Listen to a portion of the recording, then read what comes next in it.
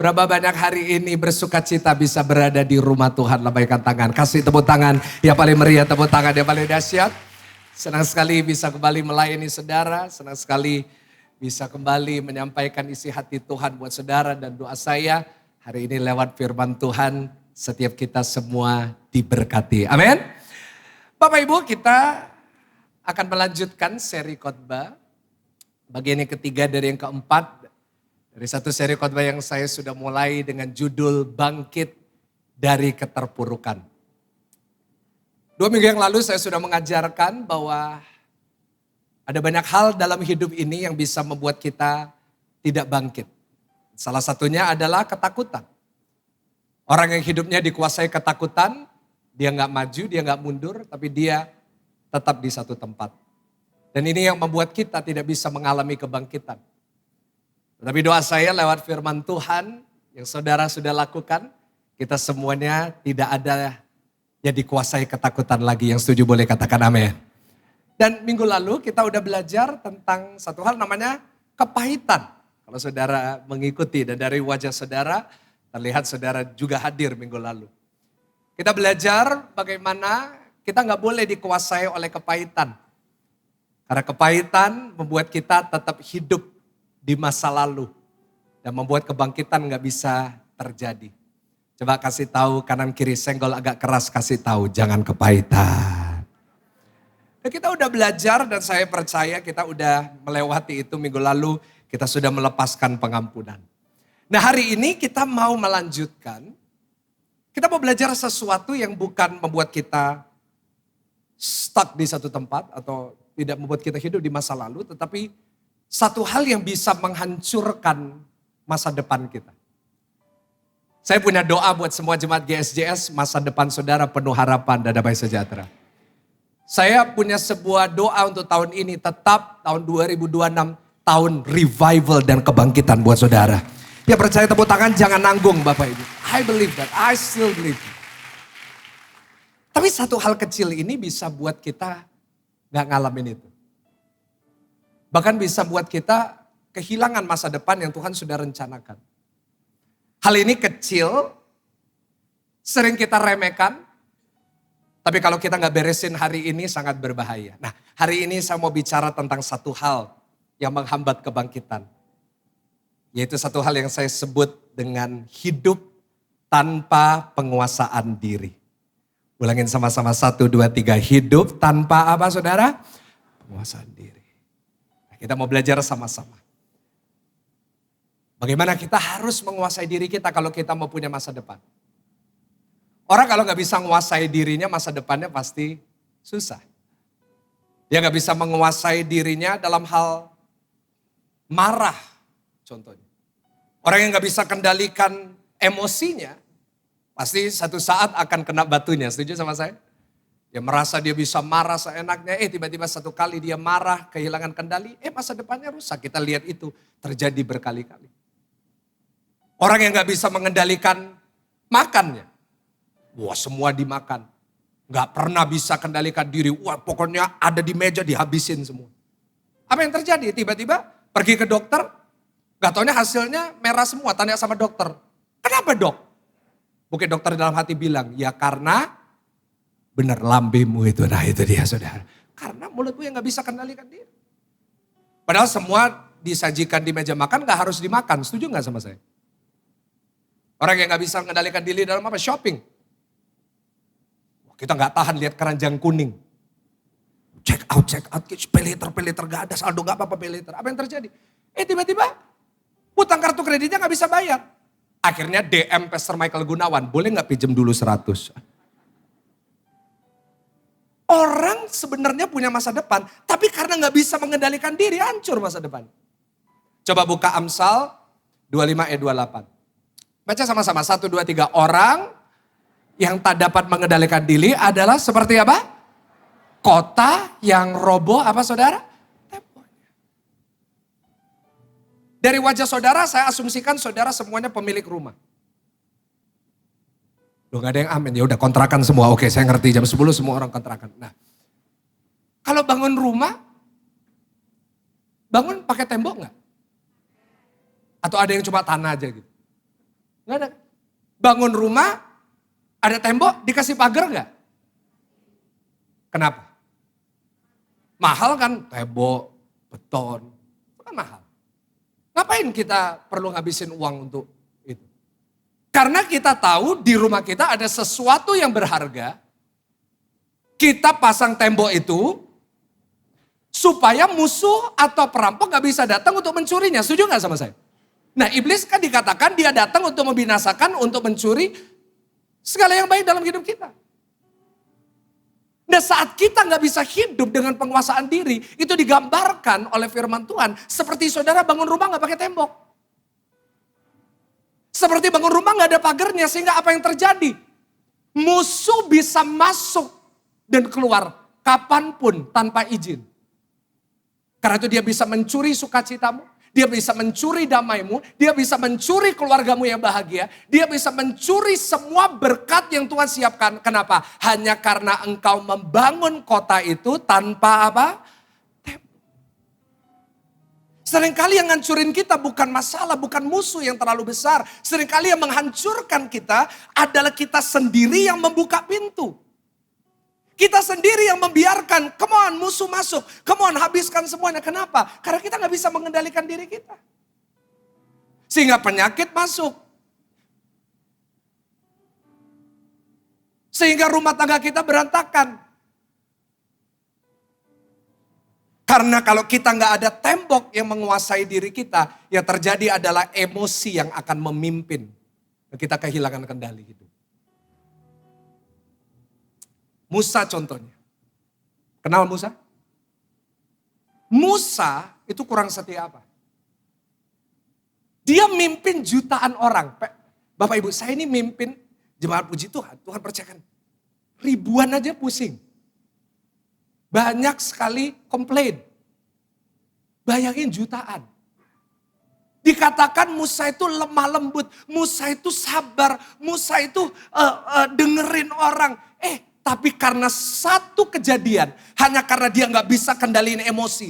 Apa yang terjadi? Dia gak boleh masuk tanah perjanjian. Lihat, masa depan yang Tuhan sudah berikan kepada dia. Untuk melihat tanah perjanjian itu batal hanya karena gak bisa menguasai diri. Kasih tahu kanan kiri, kuasai diri. Jangan sampai hanya karena satu momen, hanya karena satu emosi yang tidak terkendali, engkau kehilangan semuanya. Karena itu saya selalu ingetin kepada jemaat. Jangan sampai apa yang Tuhan sedang bangun dalam hidup saudara hancur bukan karena iblis. Tapi karena ada sesuatu dalam diri kita yang gak beres. Pilihannya hanya 2 hari ini. Pilihannya di tangan saudara. Apakah saudara mau tetap hidup seperti sebuah kota tanpa tembok? Di mana saudara membiarkan semuanya, pokoknya apapun bisa keluar masuk, kau gak bisa kendaliin dirimu. Atau engkau hari ini mau buat keputusan, saya mau bangun tembok itu kembali. Dan aku mau menguasai diri. Boleh saya tanya berapa banyak yang mau membangun tembok itu dan belajar menguasai diri? Bolehlah baik katakan, boleh kasih tepuk tangan yang paling meriah, tepuk tangan. So that's what we're gonna talk about today. Itu yang kita mau bahas hari ini. Bagaimana kita bisa menguasai diri kita. Nah, kita mau belajar tentang penguasaan diri kembali dari Daud. Saya entah kenapa saya suka banget sama Daud Bapak Ibu. Mungkin karena sama-sama pendeknya mungkin ya. Nah jadi saya mau ngajar dari Daud tapi kali ini kita mau belajar dari Daud dan 2 tokoh yang lain. Nah hari ini kita mau belajar dari sebuah peristiwa yang kelihatannya sederhana tapi hampir berubah jadi pertumpahan darah. Kejadiannya di satu tempat namanya Karmel. Di mana Bapak Ibu? Karmel. Nah melibatkan 3 tokoh. Satu namanya Nabal. 2 Abigail, dan yang ketiga Daud. Dan kita mau belajar dari pertemuan ini. Bagaimana satu reaksi itu bisa menjadi penentu antara masa depan hancur atau kita selamatin masa depan. Nah itu yang kita mau pelajari. Mari kita buka Alkitab kita bersama-sama. 1 Samuel 25 ayat 2 sampai 9. Saya minta bantuan saudara untuk baca bergantian dengan saya. Saya akan baca ayat 2, saudara 3, kita bergantian sampai ayat 9. Saya minta saudara baca agak keras sedikit, karena gereja kita baru selesai masang peredam, dan kalau saudara gak baca dengan keras, saya gak bisa dengar suara saudara ya. Jadi ayo kita baca bergantian, dikatakan seperti ini. Ketika itu ada seorang laki-laki di Maon, yang mempunyai perusahaan di Karmel. Orang itu sangat kaya. Kalau Alkitab ngomong sangat kaya, very very rich. Ia mempunyai 3.000 ekor domba dan 1.000 ekor kambing. Ia ada di Karmel pada pengguntingan bulu domba-dombanya. 3, nama siapa Bapak Ibu? Nabal. Dan nama istrinya apa? Abigail. Perempuan itu apa? Bijak dan apa? Cantik. Tetapi baca, laki-laki itu apa? Kasar dan jahat kelakuannya. Ia seorang keturunan. Ketika didengar Daud di padang gurun bahwa Nabal sedang menggunting bulu dombanya. Ayat 5, maka Daud menyuruh 10 orang dan kepada orang-orang itu Daud berkata, pergilah ke Karmel dan temuilah siapa? Nabal. Tanyakanlah, selamatnya atas namaku. Dan sampaikanlah salam ini kepadanya, selamat. Selamatkah engkau? Selamatlah keluargamu, selamatlah segala yang ada padamu. Ayat 7, baru-baru ini aku mendengar bahwa engkau mengadakan apa? Pengguntingan bulu domba. Adapun gembala-gembalamu yang ada dengan kami tidak apa? Kami ganggu. Dan tidak ada sesuatu yang hilang daripada mereka selama mereka ada di mana? Tanya sama teman-temanmu, tanya sama orang-orangmu. Mereka tentu akan memberitahukan kepadamu, sebab itu biarlah orang-orang ini mendapat belas kasihanmu. Bukankah kami ini datang pada hari raya? Berikanlah kepada hamba-hambamu ini dan kepada anakmu Daud apa yang ada padamu. Ayat 9 baca sama-sama 1, 2, 3. Ketika orang-orang Daud sampai ke sana, berkatalah mereka kepada Nabal atas nama Daud, tepat seperti yang dikatakan kepada mereka. Kemudian mereka benar. Yang percaya sama-sama katakan. Nah, 3 orang. Siapa namanya? Nabal, Abigail, dan Daud. Nah, dari 3 tokoh ini kita mau belajar ada 3 tembok penguasaan diri yang harus kita bangun. Nah, kita mau belajar sama-sama. Kita akan tutup khotbah ini dengan pembahasan ini. 3 tembok penguasaan diri. Saudara, kisah ini dimulai dengan Daud yang minggu lalu kita bahas. 1 Samuel 24. Bagaimana Daud gak jadi bunuh Saul, tapi itu mengakibatkan dia tetap kekurangan, dia tetap dalam pelarian kan. Jadi dia gak punya makanan, dia gak punya resource, dia lagi susah. Terus dia ingat ada seorang namanya Nabal. Nabal ini kaya, pengusaha, konglomerat. Nah, lagi mengadakan pengguntingan bulu domba. Itu artinya lagi panen. Lagi uangnya lagi banyak. Nah, Daud yang lagi susah sama orang-orangnya ini, ada sekitar 600 orang bersama dengan Daud. Mereka ngomong, bukannya Nabal itu kita lindungi ya. Kita kan di Karmel, kita gak pernah ganggu mereka, gak pernah mencuri mereka. Boleh gak kamu ke sana minta makanan untuk kita? Ini kan hari raya. Siapa tahu mereka kasih kita sedikit makanan. Dan akhirnya orang-orangnya disuruh. Sekarang saya tanya sama saudara, tolong bantu saya jawab. Yang dilakukan Daud, itu menurut saudara masuk akal nggak? Menurut saudara cengli nggak? Cengli ya. Aku, Daud, bantu jaga pabrikmu, aku nggak minta apa-apa. Aku gak ngambil apa-apa, tapi sekarang hari raya aku lagi lapar, aku minta makan. Menurut saudara berlebihan gak? Enggak ya? Gak berlebihan. Dan menurut saya juga, loh, apa sih susahnya orang kaya, konglomerat kasih makanan, gak diminta juga dombanya, cuma minta makan? Apa yang menjadi masalah di situ? Nah, dan lagian di ayat 8, tampilin ayat 8, Daud mintanya dengan sopan. Ayat 8, dikatakan tanyakanlah kepada orang-orangmu.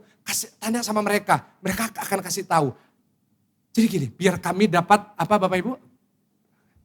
Kami datang di hari raya, kamu bagilah dikit. Berikanlah pada hamba-hambamu ini. Dan kepada siapa, baca sama-sama, dan kepada siapa?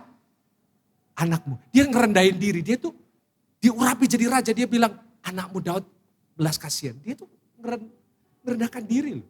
Di depan Nabal. Tapi coba kita lihat respon Nabal di ayat 10 dan 11.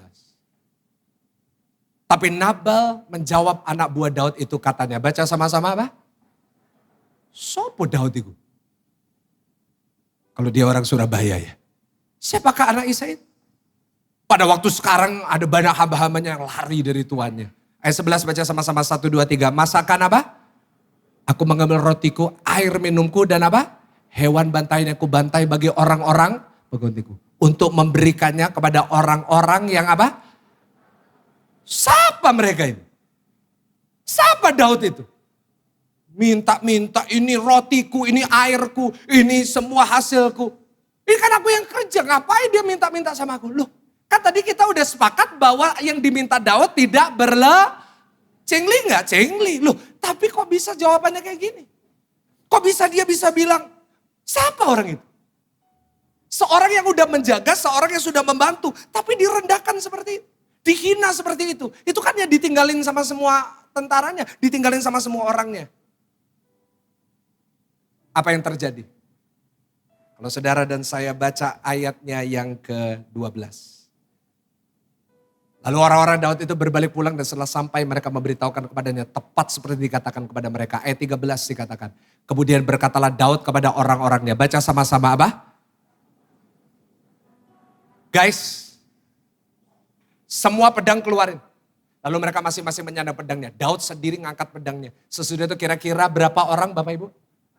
400 orang maju mengikuti Daud, sedang 200 tinggal menjaga barang. 400 bawa pedang, ini orang-orang sakit hati dari Adulam semuanya. Orang-orang yang lagi lapar, orang lapar itu nekat. Bawa, kita bunuh aja Nabal ini. Berani-beraninya kayak gitu.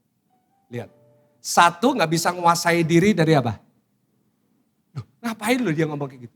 Cuma roti, cuma air, cuma domba, dia itu pengusaha ribuan.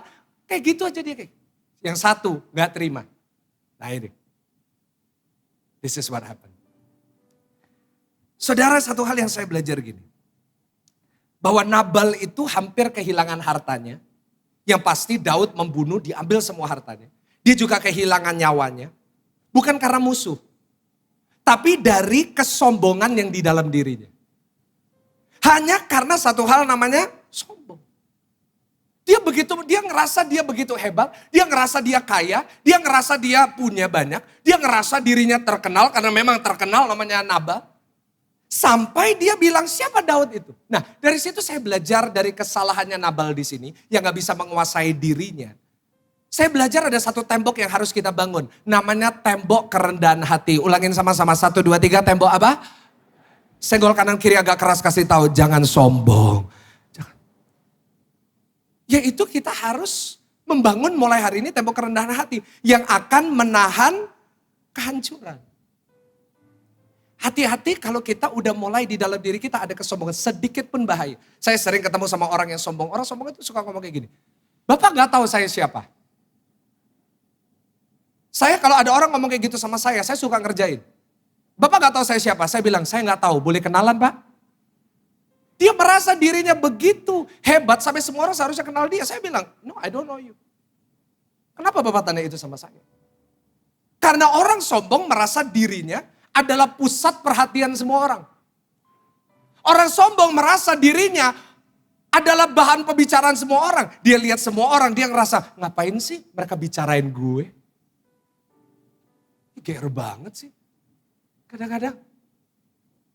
Sombong itu gak ngancurin hidup kita langsung. Not in one day. Sombong itu pelan-pelan ngancurinnya. Dia perlahan-lahan buat kita gini. Saya catat. Merasa kita gak perlu dengerin siapapun. Merasa kita gak perlu menghargai siapapun. Dan merasa kita boleh merendahkan siapapun. Nah ini cirinya orang sombong. Dia ngerasa dia gak perlu dengerin siapa. Siapa pendeta ini masih muda kok ngomongin saya? Pastor nikah berapa tahun kok ngomongin saya yang sudah sesepuh ini? Pastor emangnya udah ngalamin yang saya alamin? Pastor gak tahu apa yang saya alami jadi pastor gak usah komentar dalam hidup saya. Nah itu, hati-hati. Saat kau merasa kau gak perlu menghargai orang lain, kau merasa dirimu di posisi tinggi, kau bisa ngomong seenaknya sama orang, kau bisa ngomong kasar sama siapapun, kau boleh ngomong kasar sama pegawaimu, kau boleh ngomong kasar sama pembantumu sehingga kau merasa gak apa-apa saya ngerendahin orang lain karena memang saya gaji mereka. Hati-hati saat kita udah mulai begitu sombong dengan apa yang kita bisa lakukan. Dengan uang kita sampai kita merasa siapapun yang bekerja buat kita bisa kita beli. Itu yang dilakukan sama Nabal. Dikatakan di ayat 3, tapi lihat 1 Samuel 25 ayat 3 ini tanda-tandanya. Dikatakan nama orang itu adalah Nabal dan istrinya Abigail, perempuan itu bijak dan cantik. Tetapi laki-laki itu apa Bapak Ibu baca sama-sama? Apa? Kasar dan jahat banget kelakuannya. Ke ayat 17, kita lompat sedikit ke ayat 17. Ini pegawainya yang ngomong. Oleh sebab itu pikirkanlah dan pertimbangkanlah apa yang harus kau perbuat. Sebab telah diputuskan bahwa celaka akan didatangkan kepada Tuhan kita dan kepada seisi rumahnya. Lanjut baca sama-sama. 1, 2, 3. Dan ia seorang yang apa? Ulangi sama-sama, dia seorang yang apa? Sehingga baca sama-sama, orang tidak dapat berbicara.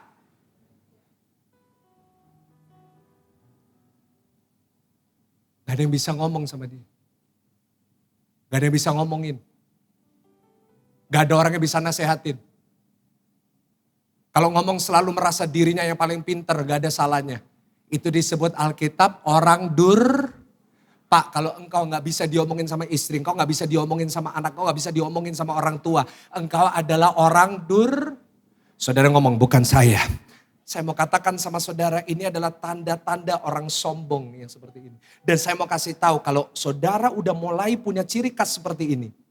Kalau engkau merasa, oh ya kok mirip sama aku. Kalau engkau sudah merasa dan ada orang yang bilang, kamu udah mulai kayak gini. Gak ada yang bisa ngomong sama kamu. Gak ada yang bisa komentarin kamu. Gak ada yang bisa nasehatin kamu. Itu artinya engkau sudah mulai sombong. Dan saya mau kasih tahu orang sombong, kejatuhan tinggal tunggu waktu. Tinggal tunggu apa?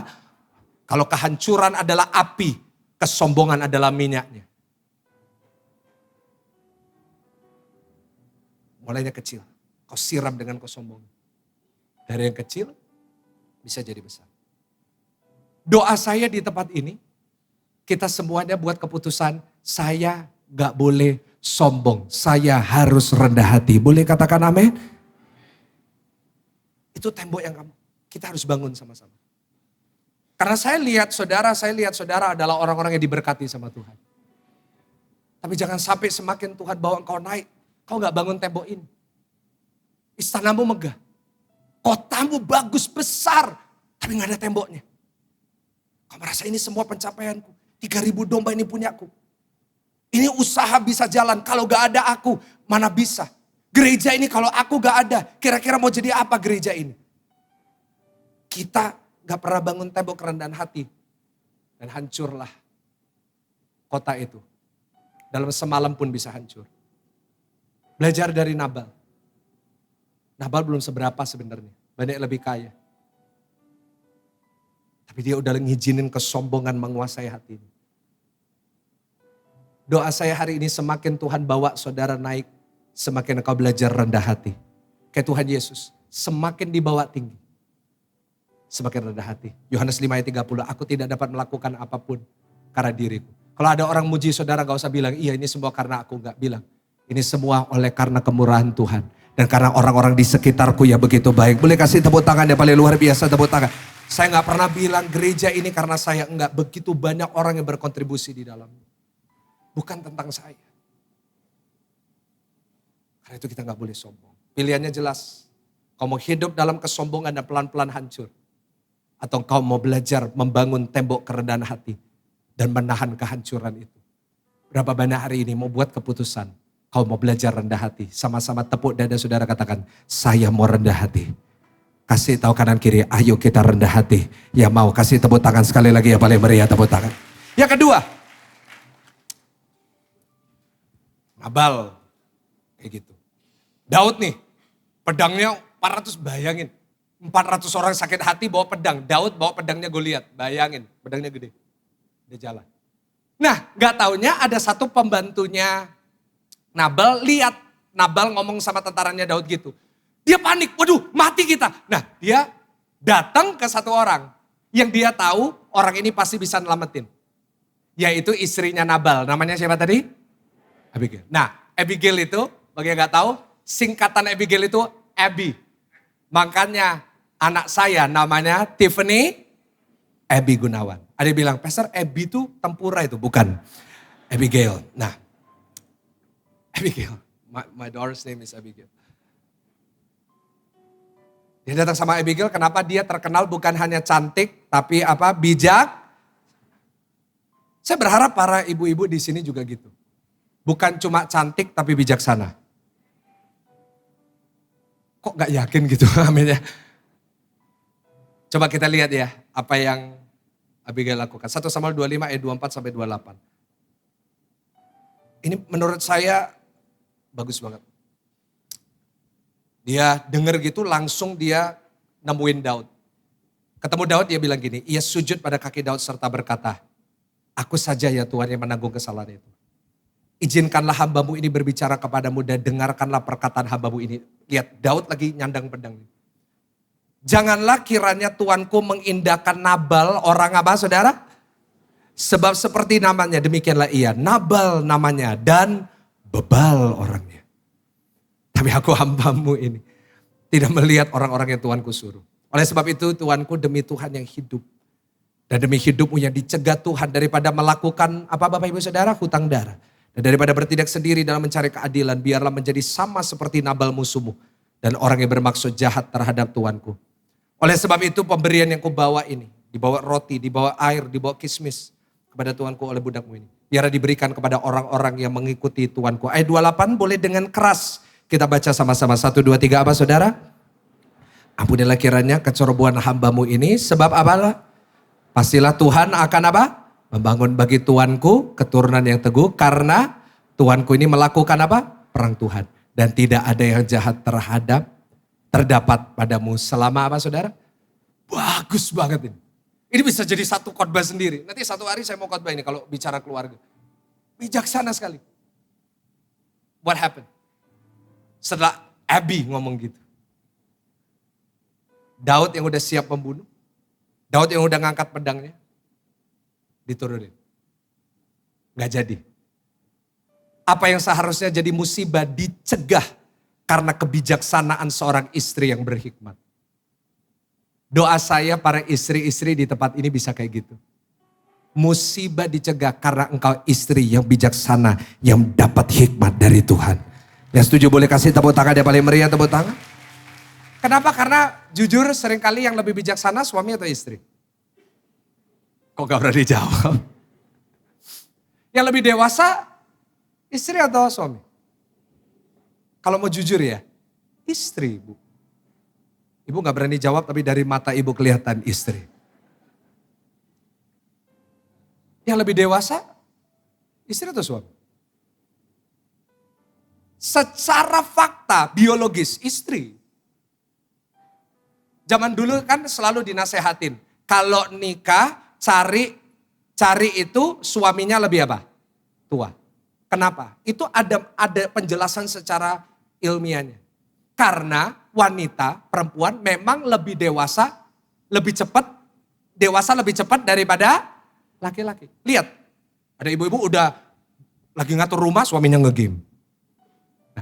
Itu beda, kelihatan di situ.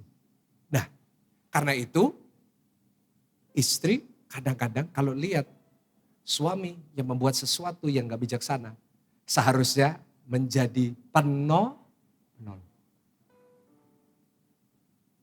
yang bisa mencegah kehancuran.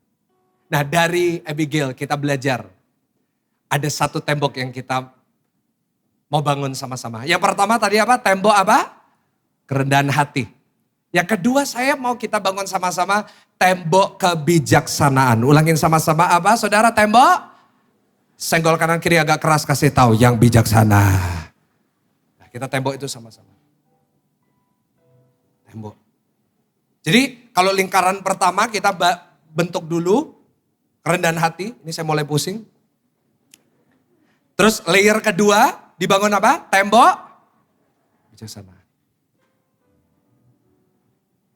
Ada banyak orang gak bijaksana, setuju gak sama saya? Banyak orang gak bijaksana. Dan jujur kalau mungkin kita di posisinya Abigail, mungkin kita juga gak bijaksana. Dengar suaminya ngomong kayak gitu, terus Daud mau bunuh. Ayo kira-kira reaksi kita apa? Jujur kadang-kadang kita bisa gak bijaksana, kita bisa panik, setuju gak? Banyak ibu-ibu suka panik, mateng kon, ya apa iki. Dan orang kalau panik buat keputusan yang salah. Mungkin kalau kita nih jadi Abby, ya kita lakukan, kita panik, terus kita malah bertengkar, malah menyalahkan, malah kita buat masalah lebih besar. Datang sama Nabal, bal. Loh, kok apa ngomong kayak ngono? Loh, Daud Daud itu sudah kalian gue lihat. Ngapain kamu ngomong kayak gitu? Terus Abel ngomong, emangnya kamu itu siapa? Kamu tahunya cuma bisa mana? Kamu cuma tahunya bisa baca. Kamu tahunya cuma bisa masak. Kamu gak usah komentari aku. Mereka bisa ribut. Selagi mereka ribut, Daud udah sampai rumah. Dibunuh satu rumah. Mohon maaf ya, gak banyak orang bijaksana. Bu, kalau engkau dikit-dikit panik, dikit apa-apa panik, dikit-dikit marah, dikit-dikit suami diomelin, dikit-dikit suami disalah-salahin. Percaya sama saya, engkau bukan orang yang bijaksana. Enggak ada yang amin. Bapak-bapak mau amin tapi gak berani. Ya udah, it's okay.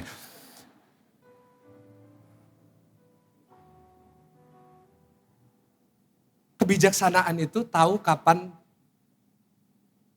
harus keras, tahu kapan harus lembut. Kapan harus pakai kekuatan, kapan harus pakai kelembutan. Ada bapak-bapak yang selalu apapun dipakai kekerasan dalam hidupnya. Didik anak semuanya keras, didik sama orang keras, sama pegawai keras, semuanya dilakukan dengan keras kayak Nabal. Itu gak bijaksana. Kita besarin anak seperti kita dibesarin dulu. Pak, saya dulu dibesarinya kayak gini, beda zamannya. Zaman dulu kan belum ada TikTok. Zaman dulu kan belum ada Threads. Zaman dulu belum ada yang lain. Gak bisa sama dong. Kita kasarin anak kita dan kita berharap dia bisa ngomong sama kita. Sedangkan mereka begitu kita kasarin, mereka bisa nemuin ribuan orang lain yang lembut sama kita.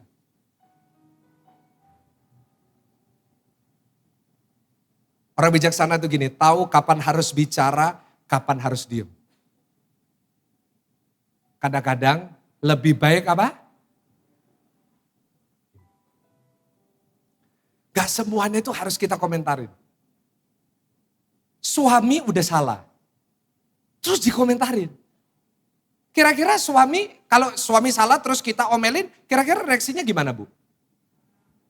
Iya, saya salah. Yang ada malah jadi lebih besar.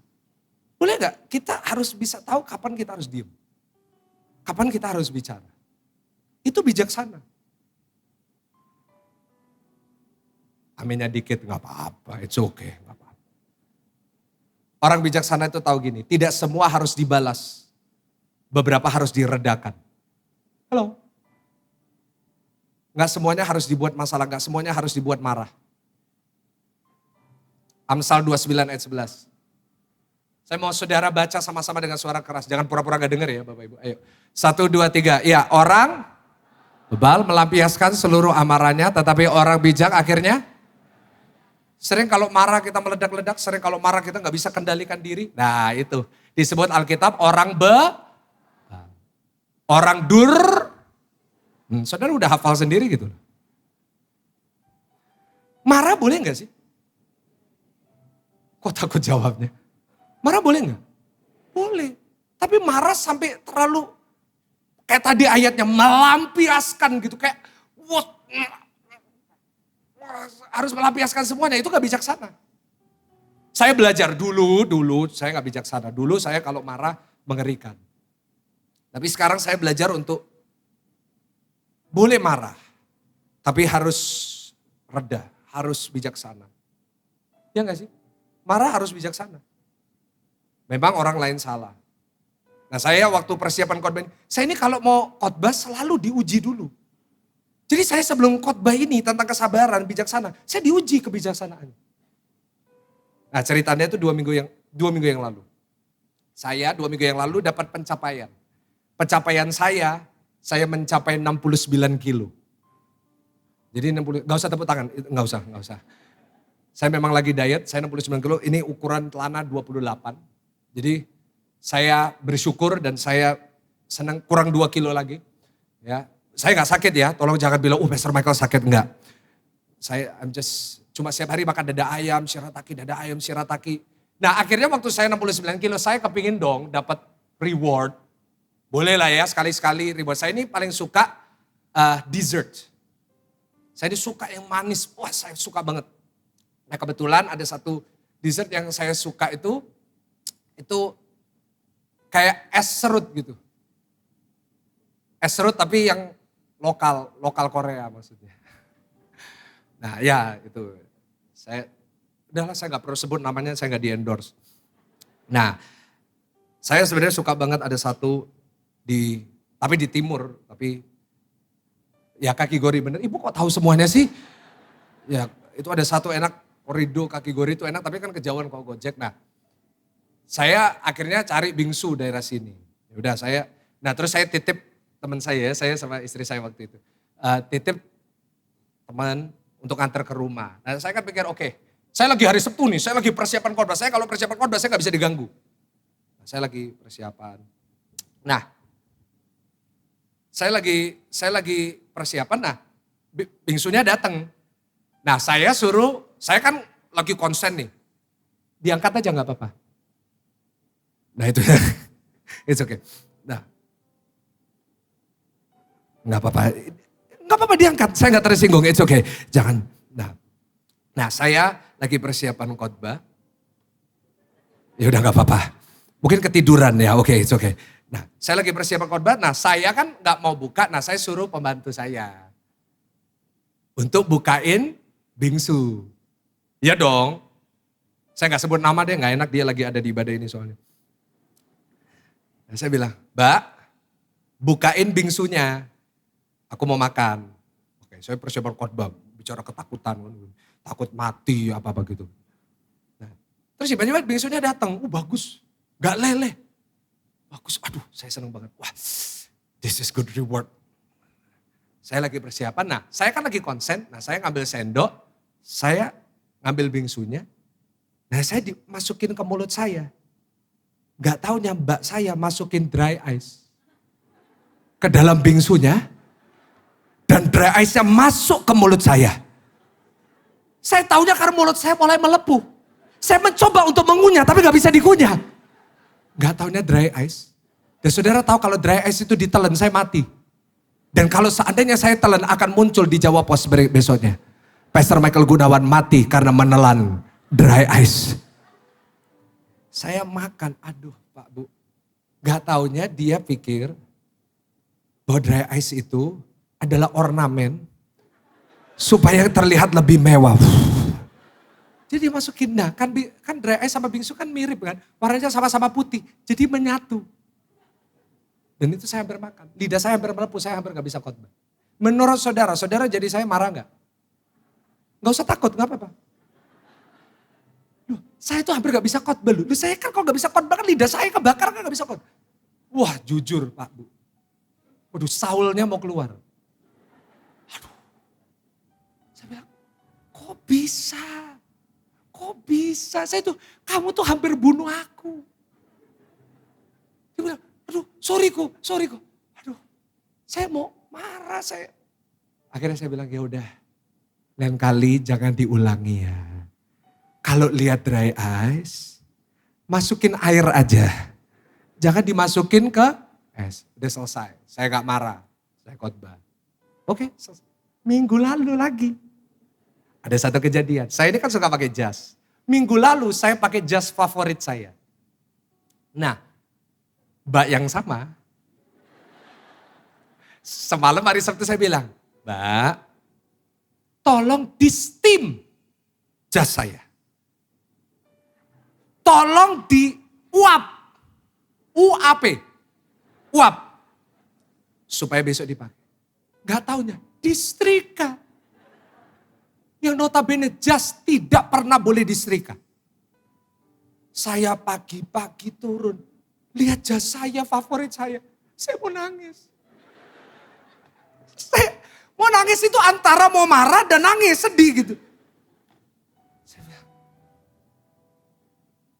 kan Koko sudah bilang, diuap. Iya kok, aku pikir. Bisa marah gak? Saya cuma dalam hati cuma ngelus Dodo. Ya udah, lain kali jangan diulangi lagi. Untung hari ini gak ada apa-apa kejadian. Saya bisa marah. Loh, saya bisa marah gak? Dia salah. Tapi saya memilih untuk bijaksana.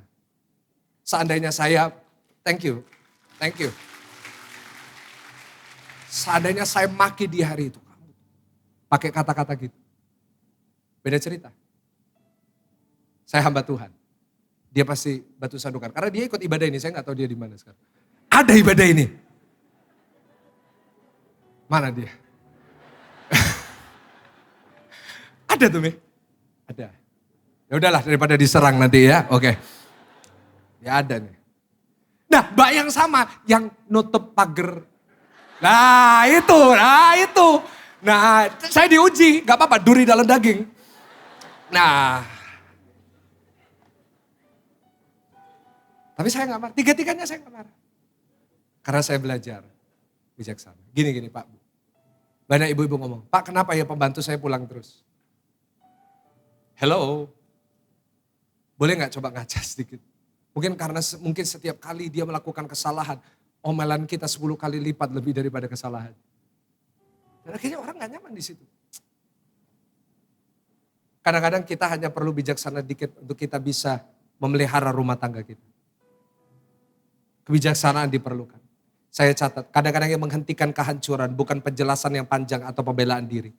Tapi satu kalimat sederhana yaitu maafkan saya. Ulangin sama-sama 1, 2, 3 apa? Boleh gak yang datang sama pasangannya kasih tahu, maafkan saya. Susah banget rasanya ya. Senggol-senggolan itu lurung. Do it.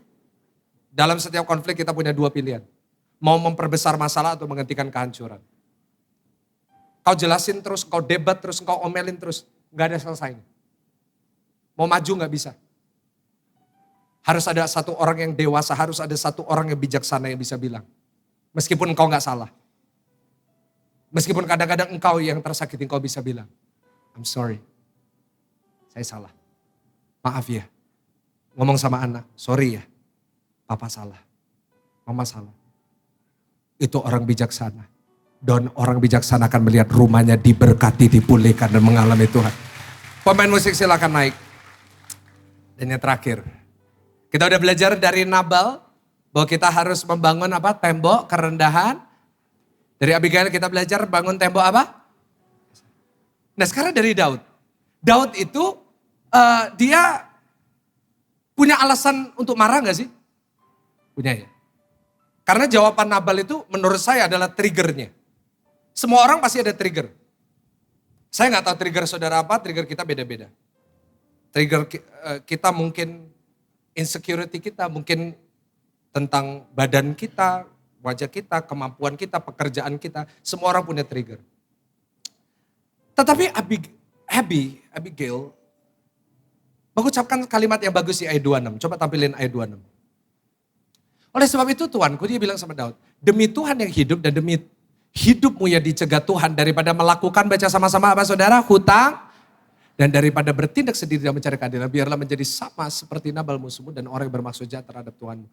Abigail ngomong gini sama Nabal. Sama Daud. If you do this, kalau Tuhan lakukan ini, Tuhan akan ada namanya hutang apa? Darah. Dan dia ingetin, kalau Tuhan jadi raja, Tuhan akan jadi raja yang hutang darah.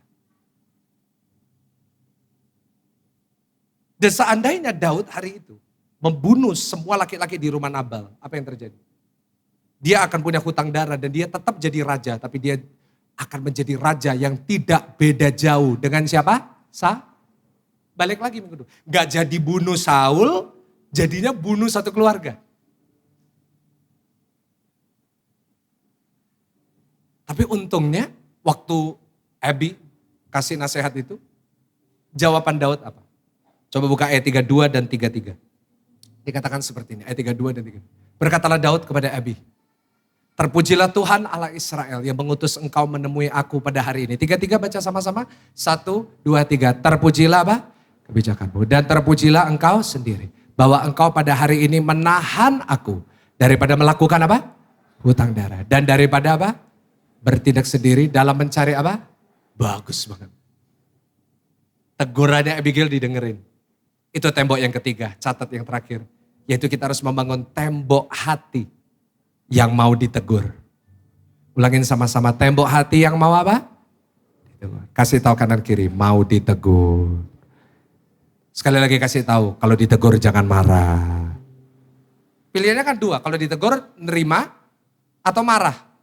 Diterima atau kayak minggu lalu. Dikasih teguran, tersinggung. Emang kamu siapa ngomongin aku? Emang kamu ngerti apa ngomongin aku? Untung ya, Daud mau ditegur ya. Coba kalau enggak jadi apa dia? Pastor tapi Nabal gak bener. Loh biarin, orang nggak bener ya urusannya kan. Kita kan gak harus ikut-ikut. Coba baca ayat terakhir sambil bangkit berdiri. 1 Samuel 25 ayat 37 sampai 38. Ya bangkit berdiri, gak apa-apa. Udah selesai khotbahnya. Ayo. 1 Samuel 25 ayat 37 sampai 38. What happened to Nabal?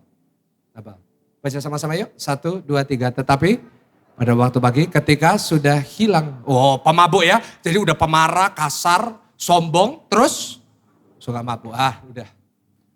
Diceritakanlah kepadanya oleh istrinya apa?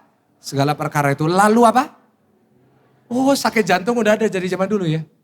Jadi orang yang ngamuan, gak bisa nahan emosi, suka mabuk, ya toh? Wah kasar, jahat, sakit jantung. Tampil lagi, terhentilah jantungnya dalam dada dan ia apa? Zaman dulu belum ada istilah stroke soalnya. Membatu. Gak bisa gerak. Iya kan? Ada orang yang marah, wah lagi tengahnya marah, pecah, bes, stroke.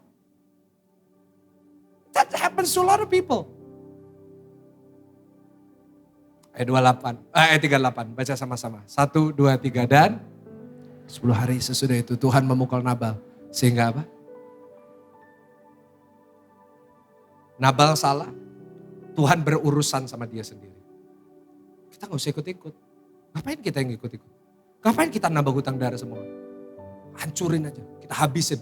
Ngapain kita yang habisin? Ngapain kita yang kena hutang darah? Jadi orang yang bijaksana. Ditegur sama Tuhan, harus mau dengar. Seringkali teguran Tuhan itu datang bukan untuk nyakitin kita. Teguran Tuhan itu datang untuk menyelamatkan kita dari keputusan yang bodoh. Kadang-kadang teguran Tuhan itu buat apa? Supaya kita ini gak ngancurin masa depan kita sendiri. Dan mungkin hari ini Tuhan lagi negur kita. Coba kita pura-pura gak dengar. Atau mungkin kita dengar tapi kita tersinggung. Tuhan bisa negur lewat apa firman. Dan kalau saudara hari ini dengar khotbah saya dan berkata, saya tersinggung sama Pastor Michael. Pastor Michael hari ini khotbahnya kurang enak. Saya gak terima sama apa yang Pastor Michael ngomong, silakan. Tersinggunglah dengan saya. Tapi ini firman. Saat engkau tersinggung dengan firman artinya engkau jadi orang yang paling sombong di dunia. Kenapa? Engkau merasa dirimu lebih benar daripada kebenaran firman. Kalau hari ini kau merasa tertegur, tertampar lewat firman ini, di mana engkau suka marah, gak bisa diomongin, gak bisa diajak bicara. Seharusnya engkau dengar itu dan berkata, maafkan Tuhan aku salah. Bukan engkau marah, bukan engkau pura-pura gak dengar, main handphone lalu saudara merasa gak perlu didengerin anak kecil ini, anak muda ini. Tapi ini adalah firman yang ngomong. Tuhan bisa negur kita lewat apa? Lewat orang lain. Pak, Tuhan paling banyak negur kita lewat, jangan takut ngomong, istri. Jangan suka dengerin pujiannya wanita lain tapi gak pernah dengerin nasihat istri. Saya gak pernah tertarik sama pujian wanita lain. Orang boleh muji. Karena saya tahu orang bisa muji saya. Karena mereka gak kenal siapa saya. Yang saya paling nantikan adalah pujian dari istri saya sendiri. Karena dia kenal saya siapa. Dia kenal Michael Gunawan di hari Senin sampai Sabtu. Saudara kan lihat saya cuma di doa pagi sama hari Minggu. Dia lihat saya. Dan saat istri saya bisa muji saya artinya I'm doing something right. Tapi kalau istri saya tegur saya artinya saya tahu ada sesuatu yang harus saya perbaiki. Karena kalau kita gak mau dengerin dia yang kenal kita kok. Dia yang tahu kok kelemahan kita. Kita bisa pura-pura sama teman kita. Istri kita gak bisa pura-pura di depan dia. Karena itu saya selalu minta masukan sama istri saya. Habis ini turun khotbah saya akan tanya sama istri saya. Tanya sama dia. Saya akan tanya, manggilnya Meme dan Koko. Khotbahnya Koko gimana? Saya setiap minggu, setiap saat saya khotbah, saya selalu tanya masukan saya tanya masukan orang-orang yang saya percaya. Saya mau belajar rendah hati, saya gak mau merasa saya paling bijak. Saya tanya, apa yang bisa saya perbaiki? Apa masukan buat khotbah saya? Ada feedback gak buat khotbah saya? Kenapa? Karena saya mau ditegur, karena saya gak sempurna. Jangan jadi orang itu yang gak bisa diomongin gitu. Kita ngerasa kita paling benar, gak ada yang paling benar. Kita harus bisa dikasih masukan. Oh kamu kurang ini. Tuhan bisa negur kita lewat situasi. Kau sakit itu gak selalu setan. Kadang-kadang, ini setan yang kirim penyakit. Setan ngomong, bukan aku. Kamu yang danja. Kamu yang kakek mau makan itu. Lewat situasi itu bisa. Kau bangkrut, kau ngalami masalah, gak selalu setan. Karena mungkin kau yang gak bijaksana, kau yang malas, kau yang gak mau inovasi. Kau yang nyaman di dalam zona nyaman, kau gak mau maju hidupnya. Makanya ditegur sama Tuhan lewat situasi. Karena itu diizinkan lewat lembaga kekelaman supaya apa? Sadar kita ini ada sesuatu yang kurang yang harus kita perbaiki. Pertanyaannya kalau ditegur mau tersinggung atau mau denger? That's it. Karena hati yang mau ditegur adalah alat Tuhan untuk menyelamatkan masa depan kita. Tanpa tembok itu maka yang terjadi adalah kau akan menjadi orang yang membangun kota itu. Kau pikir kau bangunnya dengan indah. Tetapi bisa dihancurkan dalam satu hari. Tetapi saat engkau mau ditegur, kau bangun pelan-pelan tembok itu. Aku mau rendah hati. Aku mau bijaksana mulai hari ini. Aku gak mau marah sembarangan, aku gak mau marah berlebihan. Bangun yang ketiga. Aku mau ditegur, aku mau dikasih masukan. Saya percaya kota itu aman. Kota itu dibangun lebih indah, keluargamu lebih indah, pekerjaanmu, usahamu. Tundukkan kepala saudara. Berapa banyak hari ini, ya lewat firman Tuhan kau merasa tertegur dan hari ini engkau mau membangun kembali tembok itu. Boleh angkat tangan kanan, taruh tangan kiri di dada saudara. Terima kasih untuk kejujuran saudara. Kadang-kadang kita pikir, Pastor, I'm doing everything right. Semua saya udah lakuin dengan benar. Tapi kenapa saya jatuh? Kenapa saya sakit? Kenapa saya kena masalah ini? Mungkin karena engkau anti kritik. Mungkin karena gak ada yang bisa kasih masukan. Mungkin karena kau merasa bahwa yang aku lakuin semua udah benar. Itu sombong. Tuhan lihat tangan-tangannya diangkat. Mungkin selama ini mereka gak bisa nahan amarah mereka. Mungkin selama ini mereka gak bisa nahan kalau mereka marah. Seperti ada sesuatu yang harus mereka lampiaskan. Mungkin itu karena luka. Hari ini sembuhkan luka mereka. Roh Kudus hambamu berdoa. Biarlah di saat jemaatmu mendengar ini Roh Kudus engkau yang akan menolong mereka. Di saat mereka mau marah, di saat mereka mau mengucapkan kata maki itu engkau yang akan menahan mereka. Engkau yang akan memberikan mereka penguasaan diri. Kau yang memberikan mereka tembok yang mereka bisa bangun. Roh Kudus, hambamu gak bisa. Tapi engkau yang bisa.